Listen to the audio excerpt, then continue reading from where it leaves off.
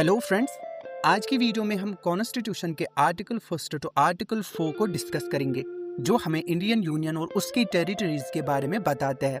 सबसे पहले शुरुआत करते हैं आर्टिकल 1 से। आर्टिकल 1 से हमें ये 3 इंफॉर्मेशंस मिलती है: name of the country, type of polity and territories. Country के नाम को लेकर थोड़ा कंफ्यूजन रहा। कॉन्स्टिट्यूएंट असेंबली के कुछ मेंबर्स ने ट्रेडिशनल नाम सजेस्ट किया था, दैट इज भारत, और कुछ ने मॉडर्न नाम सजेस्ट किया था, दैट इज इंडिया। इसीलिए दोनों को कंसिडर करते हुए आर्टिकल 1 में हमारे देश का नाम रखा गया इंडिया, दैट इज भारत। यहाँ एक और इंटरेस्टिंग चीज है कि ड्राफ्ट कॉन्स्टिट्यूशन में ओरिजिनली लिखा गया था India, that is Bharat, shall be A union of states. इस पे बहुत लंबी डिबेट हुई थी।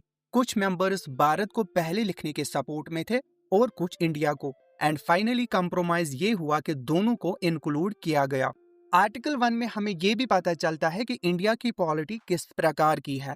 कहने का मतलब है कि इंडिया एक यूनियन ऑफ स्टेट्स है या फिर अमेरिका की तरह एक फेडरेशन।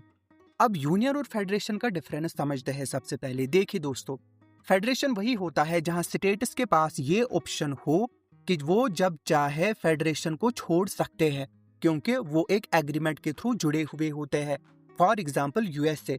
लेकिन इंडिया में स्टेट्स के पास ऐसा कोई भी ऑप्शन नहीं है। कॉन्स्टिट्यूशन के हिसाब से स्टेट्स परमानेंटली इंडिया का हिस्सा है, उनके पास सेपरेशन का राइट नहीं है।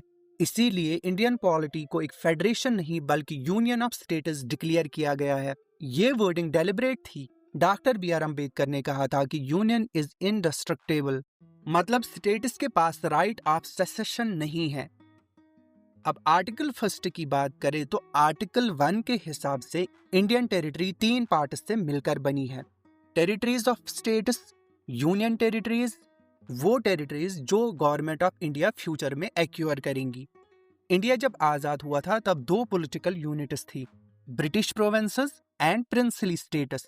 ब्रिटिश प्रोविंसेस हो या प्रिंसली स्टेट्स, सबको टेरिटरीज ऑफ स्टेट्स का पार्ट माना गया, और टेरिटरीज ऑफ स्टेट्स को ही हम यूनियन ऑफ इंडिया भी कहते हैं। यहाँ एक सबटल पॉइंट है कि यूनियन ऑफ इंडिया और टेरिटरी ऑफ इंडिया अलग एक्सप्रेशंस है। यूनियन ऑफ इंडिया सिर्फ स्टेट्स का कलेक्टिव फॉर्मेशन है, और territory of India is equal to states plus union territories plus future acquisitions. इसीलिए टेरिटरी ऑफ इंडिया एक वाइडर एक्सप्रेशन है। अब करते हैं बात आर्टिकल 2 की। आर्टिकल 2 में जो बात की गई है वो ये है कि पार्लियामेंट को ये पावर है कि वो किसी भी टेरिटरी, चाहे वो यूनियन टेरिटरी हो या एक्योर टेरिटरी हो, उसको पार्लियामेंट इंडियन यूनियन का पार्ट बना सकता है। मतलब अगर किसी टेरिटरी को स्टेट का दर्जा देना हो तो आर्टिकल 2 का यूज होता है। फॉर एग्जाम्पल सिक्किम 26 अप्रैल 1975 को आर्टिकल 2 के जरिए इंडियन यूनियन का पार्ट बनाया गया और उसको स्टेट का स्टेटस दिया गया।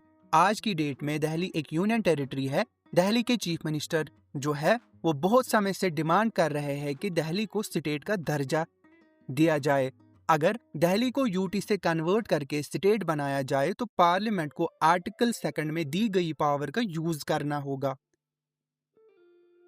आर्टिकल 2 में पार्लियामेंट के पास एब्सोल्यूट डिस्क्रिशन है, मतलब वो चाहे तो किसी नए स्टेट के लिए स्पेशल टर्म्स एंड कंडीशंस भी डिसाइड कर सकती है। यही वजह है कि सिक्किम को एंट्री के टाइम एक स्पेशल स्टेटस मिला था। अब बात करते हैं आर्टिकल 3 की। आर्टिकल 3 केवल उन स्टेट्स की बात करता है जो ऑलरेडी यूनियन ऑफ इंडिया के पार्ट में है।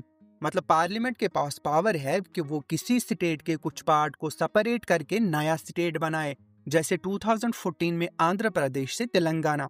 किसी भी स्टेट का एरिया इंक्रीज या डिक्रीज करे, स्टेट की बाउंड्रीज चेंज करे और स्टेट का नाम चेंज करे। ये पावर्स पार्लियामेंट के पास आर्टिकल 3 के अंडर है।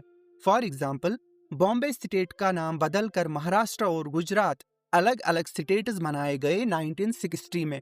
सिमिलरली मद्रास का नाम चेंज होके तमिलनाडु बना। सबसे इम्पोर्टेंट बात, पार्लियामेंट को ऐसा करने के लिए स्टेट्स की अप्रूवल की जरूरत भी नहीं है। कॉन्स्टिट्यूशन का आर्टिकल 3 कहता है कि बस प्रेसिडेंट और कंसर्न्ड स्टेट लेजिस्लेचर से ओपिनियन मांगता है, लेकिन वो ओपिनियन बाइंडिंग नहीं होता। मतलब चाहे स्टेट एग्री करे या अपोज, फाइनल डिसीजन पार्लियामेंट का होता है।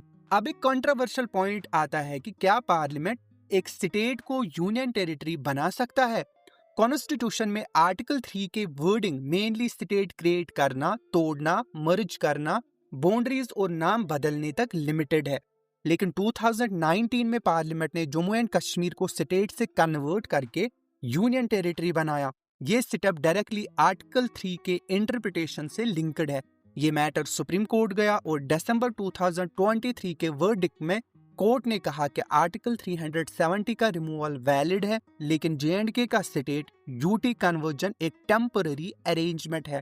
गवर्नमेंट ने एश्योरेंस दिया था कि जे.एंड.के को वापस स्टेट बनाया जाएगा और कोर्ट ने इस पे फाइनल रूलिंग नहीं दी कि स्टेट को परमानेंट तौर पे यूटी बनाया जा सकता है या नहीं।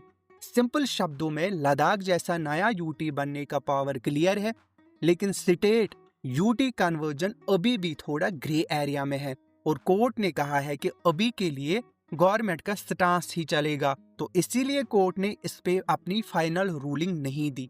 अब बात करते हैं आर्टिकल 4 की। आर्टिकल 4 कहता है कि आर्टिकल 2 और आर्टिकल 3 को इम्प्लीमेंट करने के लिए कॉन्स्टिट्यूशन को अमेंड करने की जरूरत नहीं है।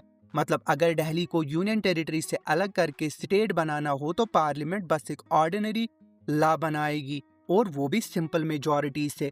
आर्टिकल 4 कहता है कि ऐसे लॉज को कॉन्स्टिट्यूशनल अमेंडमेंट नहीं माना जाएगा, मतलब प्रोसीजर इजी है। आर्टिकल 368 जो अमेंडमेंट के लिए है उसका यूज करना जरूरी नहीं। तो दोस्तों ये था आर्टिकल 1 टू आर्टिकल 4, जहां हमने देखा इंडिया का नाम कैसे डिसाइड हुआ, यूनियन ऑफ स्टेट्स का कंसेप्ट कैसे चूज किया गया और पार्लियामेंट के पास कैसे पावर्स है स्टेट्स क्रिएट करने की, उनकी बाउंड्रीज चेंज करने की, नई टेरिटरीज बनाने की, इंक्लूड करने की। तो साथ ही हमने देखा कि जम्मू एंड कश्मीर के कॉन्टेक्स्ट में स्टेट यूटी कन्वर्जन का इशू अभी भी थोड़ा ओपन है और कोर्ट ने इसे टेम्पररी अरेंजमेंट बताया है। तो आज के वीडियो में इतना ही, मिलते हैं अगले वीडियो में पार्ट 2 के साथ। Thanks for watching and supporting doubt डिमोलिशर।